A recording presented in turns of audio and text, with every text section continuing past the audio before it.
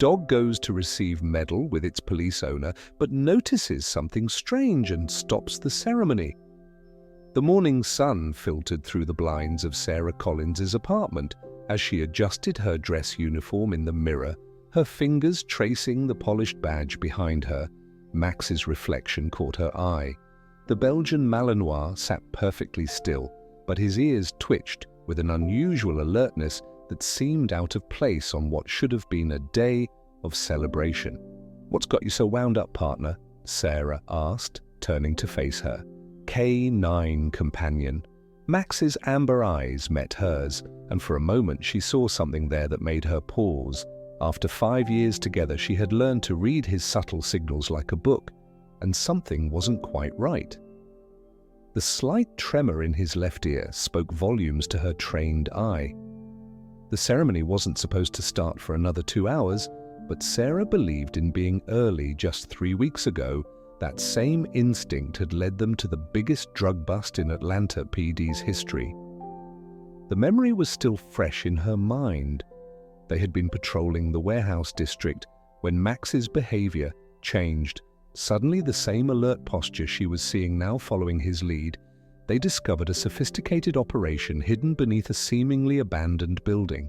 The subsequent raid had been intense gunfire, shouting the controlled chaos of a major operation coming together. What started as a routine patrol ended with 37 arrests and the seizure of nearly $50 million worth of narcotics. It was that bust that had earned them today's honor. Sarah shook off the memory and reached for Max's tactical vest. Not the usual black one they wore on patrol, but a specially decorated one for the ceremony, with the Atlanta PD K9 unit insignia embroidered in gold thread.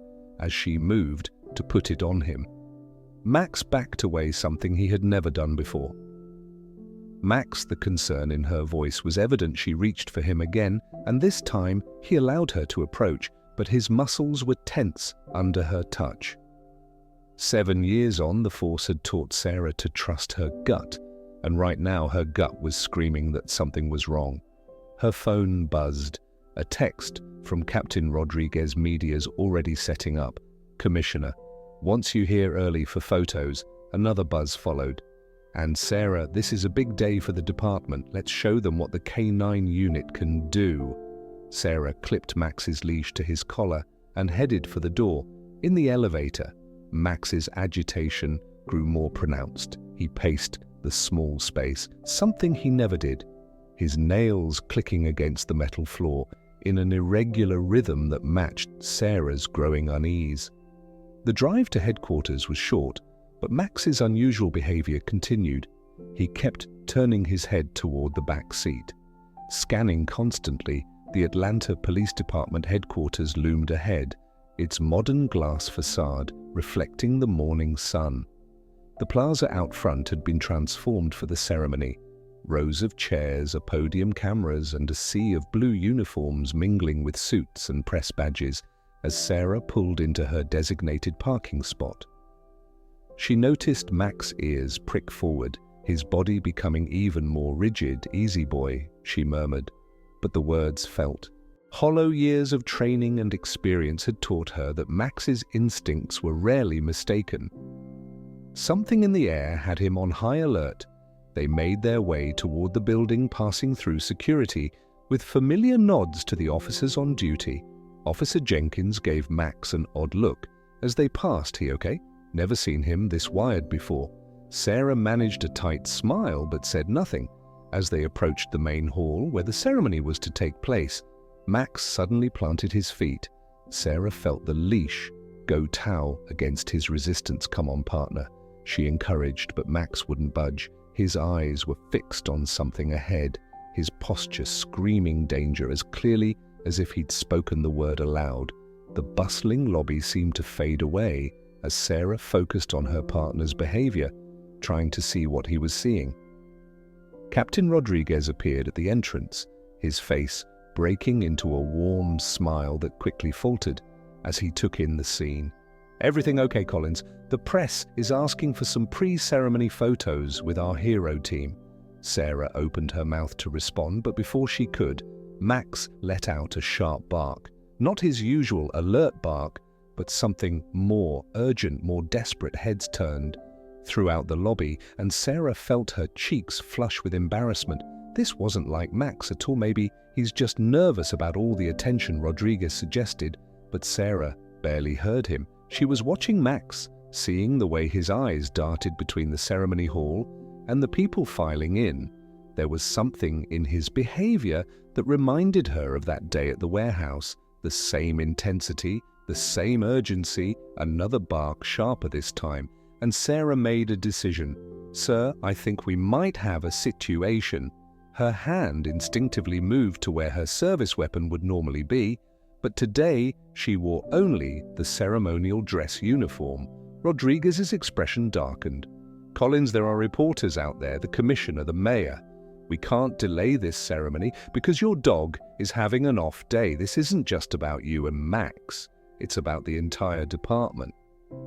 Sarah felt the weight of her badge against her chest, the symbol of authority and responsibility she'd sworn to uphold. But there was another weight too, the weight of trust between her and Max, built over countless missions and saved lives through the open doors. She could hear the murmur of the gathering crowd. Everything was in place for a perfect ceremony, except for the dog who had earned it, now refusing to take another step forward. Sarah took a deep breath, knowing her next decision could change everything.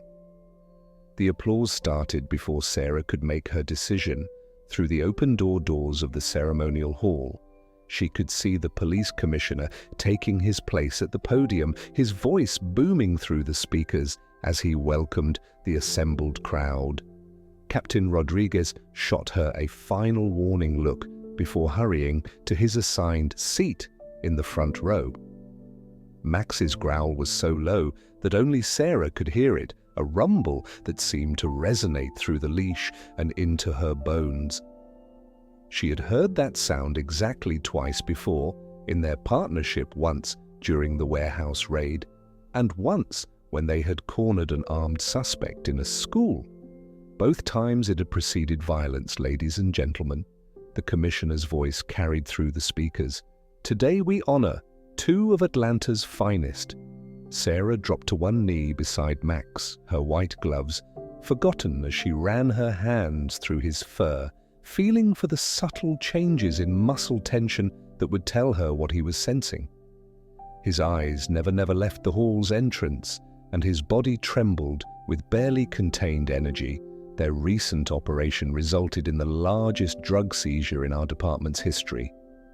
The words faded into background noise as Sarah's training took over. She scanned the room with new eyes, not as a decorated officer at her own ceremony, but as a cop looking for trouble. The usual security was in place, uniformed officers at each entrance, metal detectors at the doors, bomb squad sweep completed hours ago. But Max's behavior suggested something had slipped. Through a flash of movement caught her attention. One of the catering staff was moving differently than the others, his steps too measured, too purposeful. He carried a large silver coffee ear toward the dignitary's table, but his grip seemed unusually careful, as if Max's ears flattened against his skull. "And now please welcome Officer Sarah Collins and her K9 partner Max." The spotlight swung toward the entrance, where Sarah stood momentarily, blinding her. In that instant, she saw the caterer's hands move toward the end's lid, saw Max's muscles bunched beneath her fingers, and made her choice down. Sarah's command voice cut through. The applause, everyone down. Instead of moving forward to receive their commendation, Sarah and Max burst into action. They crossed the distance to the caterer. In seconds, Max's powerful body launching forward with deadly precision. The man reached for something beneath his jacket, but Max was faster. His jaws clamped around the suspect's arm as Sarah tackled him from behind the coffee. Ear crashed to the floor, spilling not liquid, but a mess of wires and circuitry. The hall erupted in chaos, people screaming, chairs scraping, security rushing forward with weapons drawn. But Sarah's focus remained on the suspect, her knee in his back as she secured his hands behind him. Clear the hall. Captain Rodriguez's voice cut through the chaos. Bomb squad, front and center. Sarah heard the rapid evacuation behind her, felt the rush of bodies moving toward the exits, but she didn't take her eyes off the suspect. Max maintained his hold, a low growl emanating from his throat. "He's not alone," the man spat out, blood trickling from where he bit his lip during the takedown. "You're too late." A crackle of static came from the man's earpiece, followed by words that made Sarah's blood run cold. "Package 2 is in position." Max's head snapped toward the back of the hall, where a second catering cart stood abandoned near the fire exit. Sarah's mind raced through the implications. 2 bombs meant to funnel panicking people toward what they thought was a safe exit, Rodriguez Sarah shouted, maintaining her hold on the first suspect secondary device by the fire exit. "And get me a radio." The next few minutes were a blur of coordinated chaos.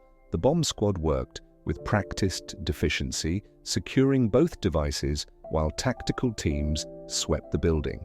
Sarah's hands never left the first suspect, and Max never relaxed his vigilant stance when it was over. When the all clear finally sounded, Sarah found herself sitting on the steps outside Max's head, resting on her knee.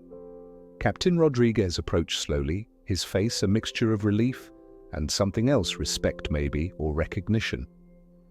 The second device was bigger than the first, he said, sitting beside her.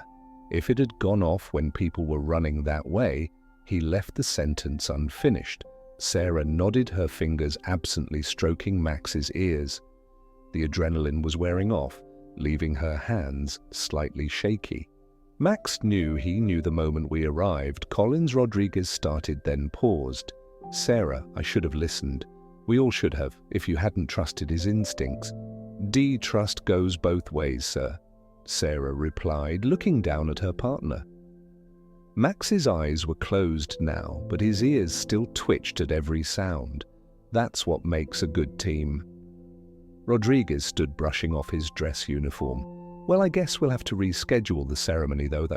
After today, I think we might need to upgrade the commendation." Sarah didn't respond immediately. She was thinking about the suspect's words, "He's not alone."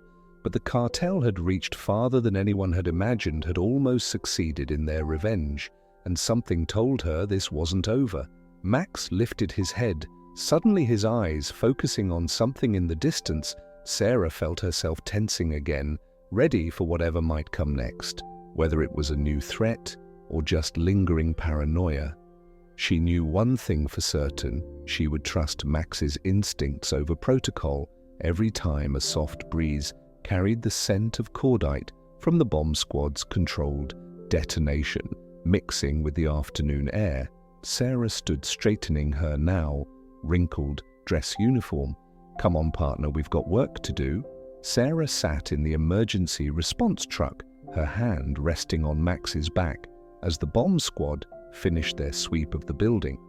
Her mind drifted to their first meeting 5 years ago at the Atlanta Police Department's K-9 training facility. She had been different, then younger, more rigid in her beliefs about protocol and procedure. That was before Max taught her that sometimes instinct trumped everything else. The memory was crystal clear: the humid Georgia morning, the nervous energy of 6 potential handlers waiting to be paired with their K-9 partners. Sarah had spent weeks preparing, studying every manual, memorizing every procedure. She thought she knew exactly what to expect. She was wrong. Collins, Sergeant Martinez, had called out, "You're up first. Let's see if any of our friends here take a shine to you." She had walked into the training yard where 5 Belgian Malinois waited in their kennels. 4 of them immediately approached their gates' tails, wagging, eager for interaction. But it was the 5th dog, the one who stayed back, watching her with calculating amber eyes, that caught her attention. "That's Max," Martinez said, following her gaze. "A bit of a lone wolf. That one brilliant, but he doesn't play well with others. Failed out of 2 handler programs already." Sarah approached Max's kennel. Slowly, he didn't move, didn't wag his tail, didn't show any of the eager behaviors the other dogs displayed. He simply watched her head, slightly tilted as if he was solving a puzzle. "Hey there," she said softly, crouching down to his eye level. "Heard you're a tough one to impress." Max's ear twitched, the same subtle movement she had learned to read so well over the years. Then he did something that made Martinez gasp. He approached the gate and sat down, his eyes never leaving Sarah's face. "Well, I'll be damned," Martinez muttered. That's the first time he's shown interest in anyone. The next 3 months of training had tested them. Both Max was everything Martinez had said, brilliant but headstrong, capable but unwilling to follow commands. He didn't agree with Sarah. Quickly learned that traditional training methods wouldn't work with him. "You're trying to force him into a box," Martinez told her. One particularly frustrating day, Max isn't a tool to be programmed. He's a partner to be understood. Those words changed everything. Sarah stopped trying to make Max conform to the manual and started learning his language. Instead, she studied his subtle signals, the twitch of an ear, the tension in his shoulders, the different pitches of his whines. In return, Max began responding to her in ways that amazed even the veteran trainers. Their breakthrough moment came during a training exercise gone wrong. They were practicing building searches when a support beam in the abandoned warehouse they were using collapsed. Sarah was cut off from the exit, trapped in a pocket of space as dust and debris rained down. Standard called for K9s to retreat and wait for rescue teams, but Max ignored protocol. He found a path through the debris that the human rescuers couldn't see, guided Sarah to safety with a series of barks and movements that seemed almost supernatural in their precision. "That's not something you can train," Martinez had said afterward, watching Sarah clean a small cut on Max's pow. "That's something that comes from trust, real partnership." A loud bang from the bomb squad's operation snapped Sarah back to the present. Max's head lifted from her lap, his eyes alert but calm. The trust they had built that day in the warehouse had only grown stronger. Over the years, Captain Rodriguez approached his phone in hand. "We got something from the Bombex." The devices, they weren't amateur work, professional-grade military components. "Whoever's behind this has serious resources." Sarah nodded her hand automatically, finding the spot behind Max's ear that always helped him. "Focus, the cartel's not just angry, they're desperate. That bust 3 weeks ago must have hurt them more than we thought." "Which means they'll try again," Rodriguez said grimly. "We got lucky today." "If Max hadn't luck, had nothing to do with it," Sarah interrupted, her voice firm. "Max knew, he always knows." Rodriguez studied them both for a moment. "You know, I remember when Martinez told me he was pairing you two together, I thought he was crazy. Max had already washed out 2 handlers, and you were so by the book. Back then I didn't think you'd last a week." Sarah smiled, remembering her own doubts from those early days. "I thought the same thing. But Martinez saw something we didn't. He saw 2 stubborn perfectionists who needed to learn to trust their instincts." Rodriguez chuckled. "Speaking of which, our friends in holding aren't talking, but forensics found something interesting in their phones. Looks like they were getting updates about your movements all morning." Sarah felt Max's tense under her hand.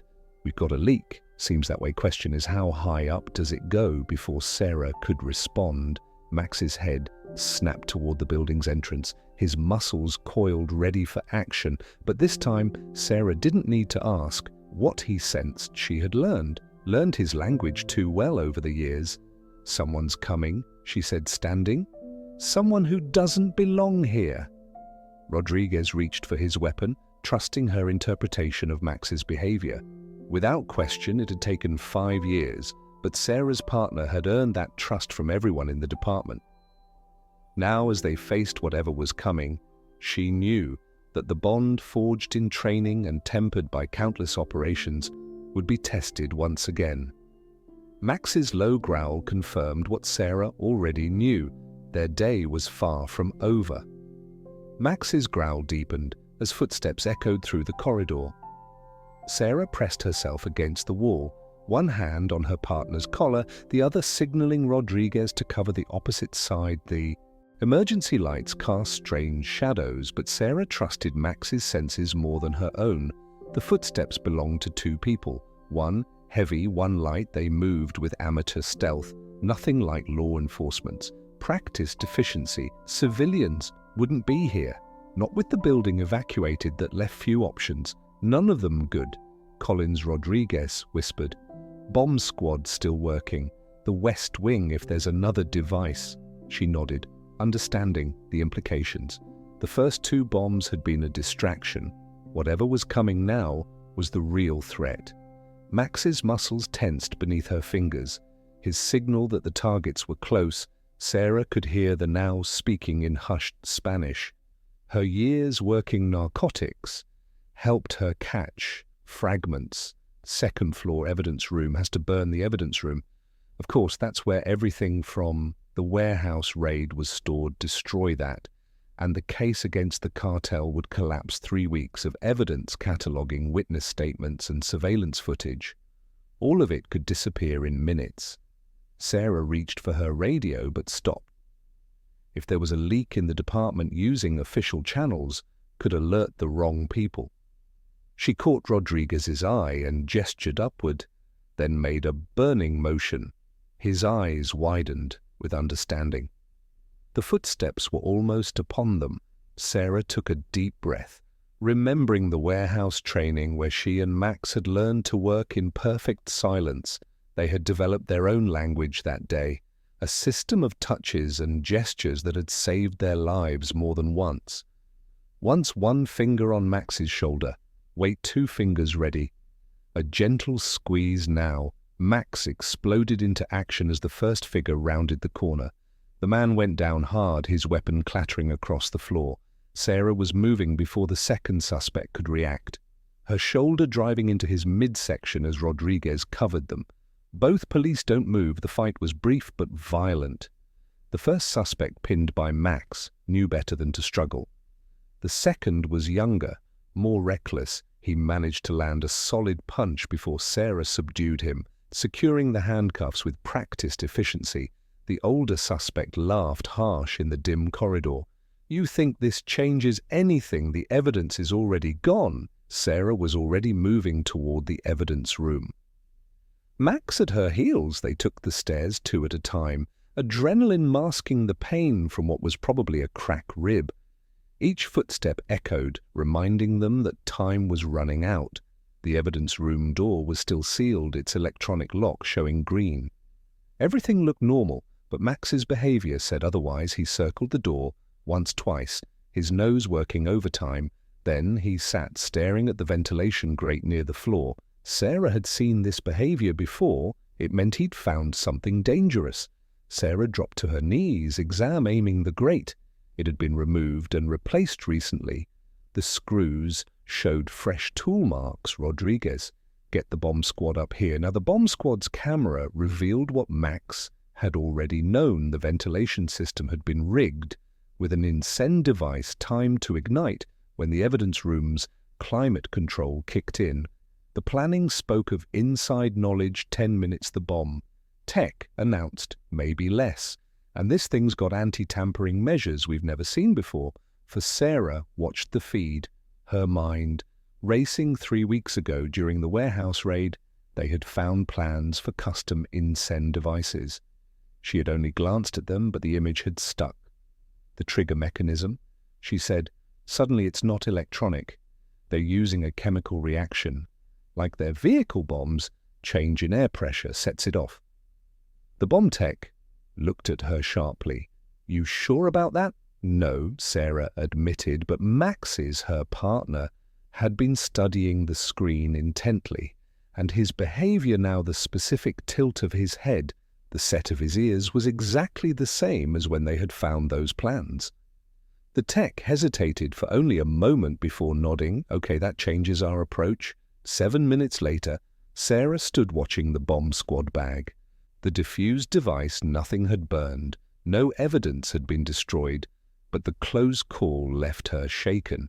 How did they get in? Rodriguez wondered aloud. This area is supposed to be secure.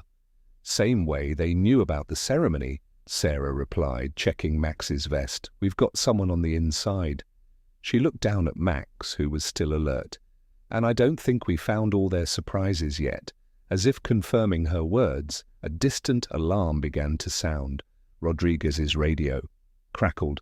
Captain, we've got a situation in the parking garage. Multiple suspicious vehicles just pulled in. Sarah felt Max tense beside her.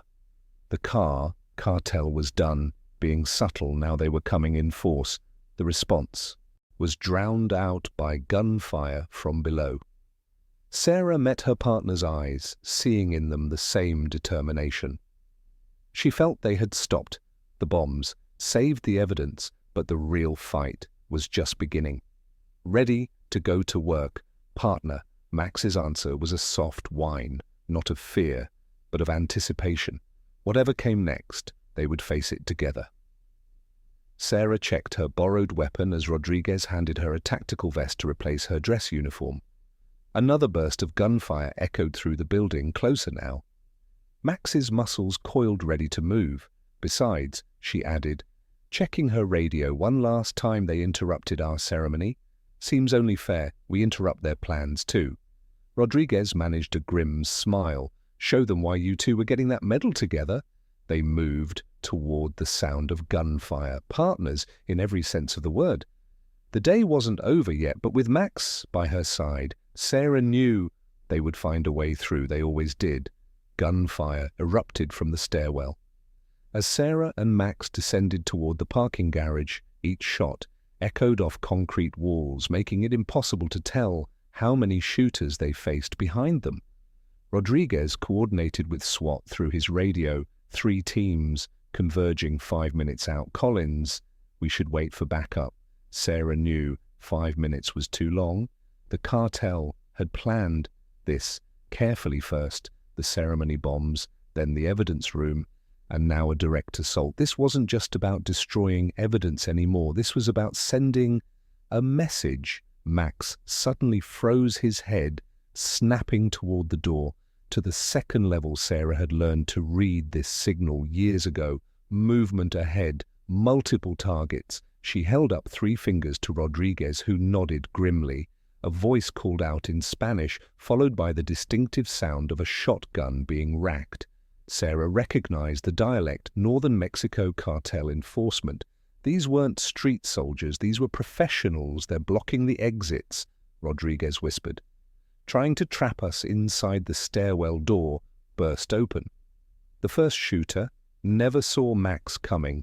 The Belgian Malinois launched himself down the stairs with devastating precision, his training taking over as he disarmed the man without lethal damage. Sarah was right behind her partner, using his attacker's cover to engage the second target. Her shoulder ached from the earlier fight, but adrenaline pushed the pain aside. Rodriguez provided covering fire, forcing the third attacker back through the door. Clear, Sarah called out, securing the fallen weapons through the open door. They could hear more hostiles moving into position. They're not just trying to trap us, Sarah realized, examining one of the seized weapons. These are military grade. They're trying to take the whole building. A burst of automatic fire peppered the doorway, forcing them back. Max's growl deepened, a warning she'd heard only a handful of times before. Sarah dropped to her knees beside him, trusting his senses. The bullet passed through where her head had been. Sniper, Rodriguez called out, second level, northwest corner. Sarah analyzed their position. They were pinned down, caught between the sniper above and hostiles below.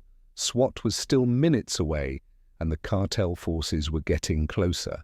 Then she saw it, the maintenance access panel Max had been staring at. Every parking structure had them connecting to the building's utility systems. Most people never noticed them, but Sarah and Max had trained for this. Rodriguez, can you keep them busy for 30 seconds? The captain nodded. Make it count. Sarah and Max moved as one. Years of partnership, evident in every motion. The access panel opened silently, and they emerged behind the sniper team's position. 2 men, professional gear, completely focused on the stairwell below. Max took down the spotter as Sarah engaged the shooter. The fight was quick, efficient, almost silent. When it was over, she secured them with their own zip ties. These weren't cartel soldiers, they were mercenaries. Rodriguez, she called, through her radio, keeping her voice low. Sniper team neutralized. But we've got a bigger problem. Their leader, it's the demolitions expert. From the warehouse raid through the sniper scope, Sarah could see him coordinating the assault below. He worked with military precision, directing his men to establish a perimeter, while others set up breaching charges, SWATs. 2 minutes out, Rodriguez responded, "Whatever you're thinking, Collins, make it fast." Sarah studied the layout. The sea forces were ready for a frontal assault, but they weren't watching the support columns, assuming no one would be crazy enough to use them as access routes. She looked at Max, saw the same calculation in his posture they'd practiced repelling scenarios before, though never in these circumstances. The tactical vest had climbing hooks. Standard SWAT gear that might just save their lives, ready to do something stupid. Partner, Max's soft whine was all the answer she needed. He knew the risks as well as she did, but he also knew they had to stop these men here. And now, using the sniper team's rope, Sarah secured a line to one of the support columns. Max's special harness wasn't available, but the tactical vest straps would have to do. Rodriguez, on my signal, pushed them toward the east wall, and you might want to have the medic standing by. The next few minutes would become department legend as Rodriguez and the remaining officers opened fire from the stairwell. Sarah and Max descended from above their shadows, merging with the garage's poor lighting. The cartel forces never saw them coming. Max struck first, targeting the demolitions expert with textbook precision. Sarah was right behind him, her borrowed weapon already firing. Their surprise attack created momentary chaos. SWAT burst through the garage entrance at exactly the right moment, catching the disorganized cartel forces in a perfect crossfire. The battle was over in seconds. Later, as the medics patched up her shoulder and checked Max for injuries, Sarah watched the demolitions expert being led away. He looked at them as he passed, grudging respect in his eyes. "You know what they call your dog in the cartel," he said, in perfect English. "El Fantasma, the ghost. They say he can smell betrayal." Guess they were right. Rodriguez joined them. SWAT found 3 more bombs. If they'd managed to set those off, they didn't. Sarah interrupted her hand, finding its familiar place behind Max's ears. "That's what matters." Max leaned against her leg, his posture relaxed but alert. They'd stopped the cartel's plot, saved the evidence, and protected their home. But Sarah couldn't shake the feeling that this wasn't over, sir, she said, watching the last of the prisoners being loaded into transport vans. About that leak in the department, Rodriguez nodded grimly. "I know, but right now you two have earned some rest. We'll deal with that problem tomorrow." Sarah looked down at her partner, saw the same determination in his eyes, that she felt tomorrow would bring new challenges, new threats, but they would face them together as they always had. Sometimes, she reflected, actions spoke louder than ceremonies. Dawn broke over Atlanta as Sarah sat in her office, staring at the evidence spread across her desk. After yesterday's events, sleep had been impossible. Her mind kept racing, piecing together the puzzle that had nearly cost them everything. The photos from the warehouse raid were all there, the weapons, cash, the drug shipments. the detailed plans they discovered, but it was a seemingly insignificant detail that had caught her attention: a serial number on one of the communication devices linking it directly to police-issued equipment. Max lay at her feet, his ears twitching at every sound from the slowly awakening precinct. Though they'd been offered the day off, both knew they couldn't rest until they found the department leak.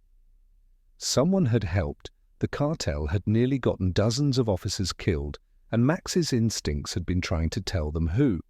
All along, Sarah pulled up the security footage from the ceremony, frame by frame. She watched as Max's behavior changed, not when the first caterer entered the one with the bomb. No, it was earlier when someone else had walked past them in the lobby. "Lieutenant Wilson," she whispered, and Max's head snapped up at the name, the head of internal affairs, the man who had pushed hardest for the public ceremony, the man who had insisted on the exact timing, the specific location. A knock at her door made them both turn. Captain Rodriguez entered his face. "Grim, you found something?" It wasn't a question. Sarah gestured to her evidence wall where she'd mapped out every connection. "Wilson's been with Internal Affairs for 15 years. The perfect position to monitor investigations, to know exactly what we had on the cartel, and to make evidence disappear." Rodriguez added, "Examining the photos, the question is, can we prove it?" Max stood, suddenly his posture alert, but not aggressive. Moments later, Wilson himself appeared in the doorway, his usual polished smile in place. "Quite early for a debrief, isn't it?" he said smoothly, "especially after such an eventful day." Sarah watched Max carefully. His behavior was different now, not the urgent warning from yesterday, but something more controlled. She'd seen this before when they were closing in on a suspect who didn't know they had them. "We were just reviewing the security protocols that failed." Sarah replied, matching his casual tone, trying to understand how the cartel got such detailed information about the ceremony. Wilson's smile didn't waver, but something flickered in his eyes. "Yes, quite concerning. I'll be heading up the internal investigation. Of course, we'll need to review all personnel involved." Max moved silently, positioning himself between Wilson and the door. The lieutenant's eyes darted to the dog, then back to Sarah. His hand twitched toward his jacket, looking for the "this" Rodriguez held up. Wilson's backup weapon, the one they'd found hidden in the building's maintenance area.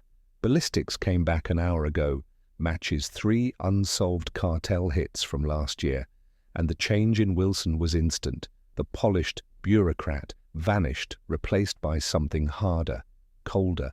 "You have no idea what you're dealing with. The cartel owns this city. Yesterday was just a warning." "No," Sarah corrected.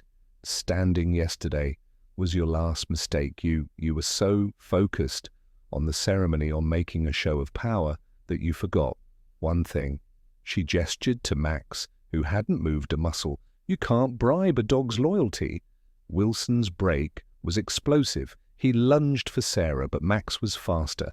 Years of training culminated in one perfect takedown, pinning the corrupt officer without causing serious injury. Sarah had her cuffs out before he hit the ground. "Lieutenant Charles Wilson," she recited, snapping the restraints tight. "You're under arrest for conspiracy, attempted murder of police officers, and corruption." Under color of authority, as they led him away, Sarah noticed other officers gathering, watching in silence. The betrayal of one of their own would hurt the department, she knew, but exposing it would make them stronger. Hours later, Sarah sat in the reconstructed ceremony, Hall Max at her side. The space had been repaired. All signs of yesterday's battle erased. The room was packed again, but this time the security was real, and the attendees were limited to police. Personnel Commissioner Hayes approached the podium, his voice carrying clear authority. "Yesterday we gathered to honor 2 heroes instead. They proved themselves even more worthy of recognition. Officer Sarah Collins and K9 Officer Max not only prevented a terrorist attack on this department, but exposed a corruption that threatened the very foundation of our justice system. Sarah felt Max shift slightly against her leg as the commissioner continued. She knew her partner wasn't interested in medals or ceremonies. His reward was simpler. The satisfaction of a job well done, a threat neutralized, his partner safe. The cartel thought they could break us. Hayes was saying they thought money could buy loyalty, that fear could overcome duty. They didn't understand what makes a true hero. Sarah's hand found its familiar place behind Max's ears as 2 medals were presented, one for her dress uniform, one for his tactical vest. Not that they'd be wearing them often, they were field officers. After all, their place was on the streets, doing the work that really mattered. "Ready to get back to it, partner," she whispered. Max's response was a soft whine of anticipation, somewhere out there. Another case waited, another challenge to face, but they would face it together, as they always had. Because true heroes weren't made by ceremonies or medals. They were made by the choices they faced, the loyalty they showed, and the courage to do what was right, no matter the cost. Sarah stood adjusting her uniform. "One last time. Come on, Max, let's go to work." As they walked out together, Sarah realized that sometimes the greatest victories weren't won in dramatic battles, but in quiet moments of trust between partners. Max had taught her that, and it was a lesson she'd never forget. Behind them, the ceremony continued, but they were already focused on their next mission. After all, the streets of Atlanta needed their guardians, and this pair of heroes was ready to answer the call.